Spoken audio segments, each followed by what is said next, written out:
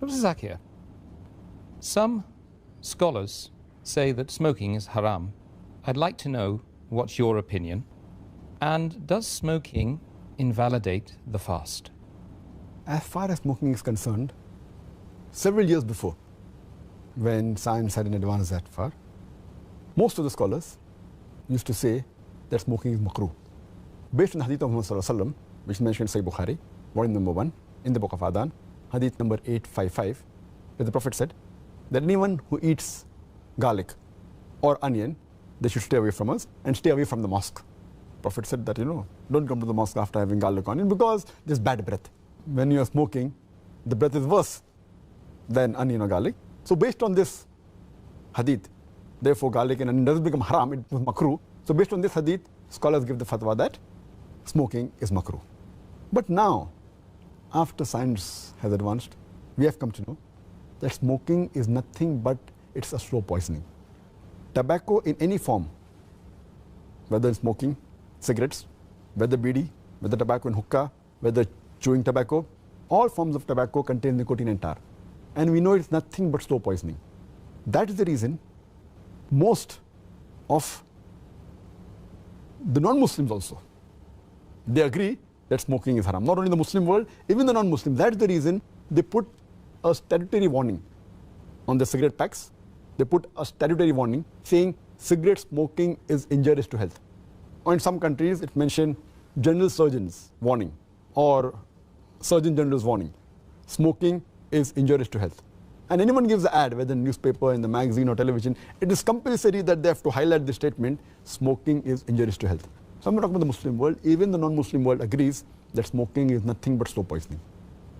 And today, according to statistics, the World Health Organization says that every year more than 4 million people die only because of smoking. And if you count the other forms of tobacco, it will be much more.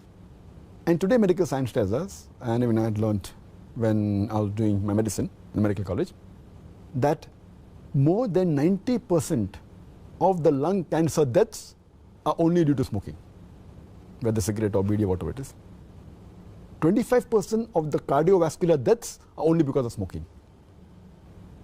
70 to 75% of bronchitis and related deaths are only because of smoking. Smoking is nothing but slow poisoning. It blackens your lips, blackens your gums, your fingertips, it damages your lips, it damages your esophagus, it damages your stomach, and it can cause constipation, it can cause loss of appetite, it can cause loss of libido, your sexual power gets suppressed, it can cause immunity to the drugs you take, and it reduces the defense of your body. And you can only give a talk on why smoking is haram, and I've given a talk on dietary laws in Islam, and I've covered this topic in detail. Time doesn't permit me here. But based on all these various research, there are today more than 400 fatwas.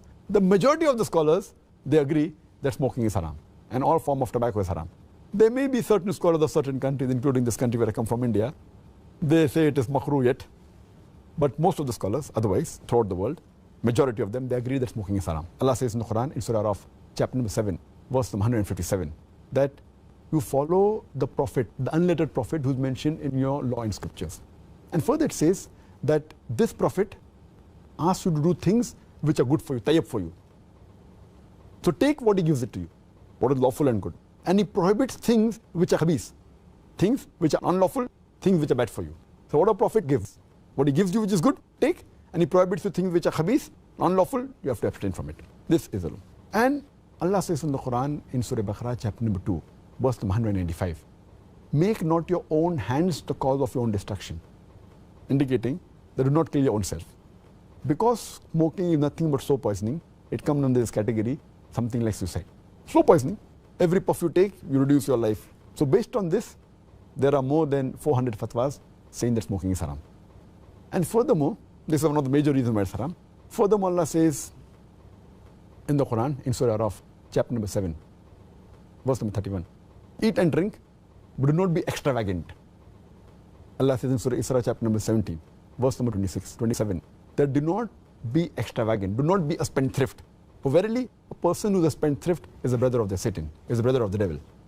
And we know that when we smoke, it's nothing but extravagance. It's nothing but taking a pound note or a few pounds, or taking a dollar note, the green dollar bill, or a pound, and lighting up with fire. When we smoke, when we light the cigarette, it's nothing but burning money, whether it be rupees, whether it be dollars, whether it be pounds, whether it be riyals. It's nothing but extravagance which is haram in Islam. And you can give a list of reasons why it's haram. But just to cut it short, one more reason, that you cannot harm your own neighbor. You cannot harm your own brother. And in smoking, when you exhale out the smoke, it causes more damage to your neighbor. Passive smoking is more dangerous than active smoking. And the person who smokes, when he exhales out, if the person who's a neighbor inhales the smoke, it causes more damage to him than the person who smokes. That's the reason many countries like Singapore, etc., they've banned smoking in public places. In your personal house, you can do it. In public places, in government places, smoking has been banned. So based on this, it's haram. So smoking is haram.